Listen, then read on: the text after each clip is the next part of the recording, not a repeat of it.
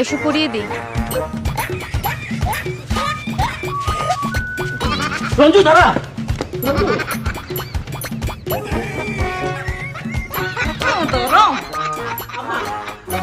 ওকে একটা মারো। আম্মা শাড়িটা ওই পরিয়েছে, ওকেই মারেন। ওকে দুইটা ছাড়ো।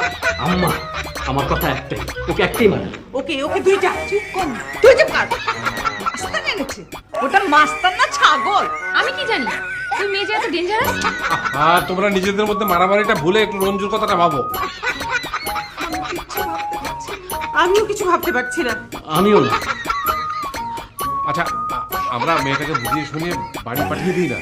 কপালে যদি লেখা থাকে তাহলে রঞ্জুর সাথে বিয়ে হবে, এরকম একটা কিছু আশ্বাস দিয়ে কাজ হয় কিনা সেটাই দেখি। খবরদার না, ওই নাচার বান্ধা মেয়ের সঙ্গে আমি কিছুতেই বিয়ে দেবো না। ওই আজকে মেয়েটা আমাকে বিয়ে দিলে কালকে ও আমাকে মানবে। আহা এখন হ্যাঁ বলবো, পরে আবার না বলবো, এত কিছু বুঝো না, এটা বুঝো না। দিস ইজ পলিটিক্স আম্মা, পলিটিক্স। আচ্ছা ঠিক আছে রঞ্জু, যা বাবা মেয়েটাকে ডেকে নিয়ে আয়। যাচ্ছি যাচ্ছি।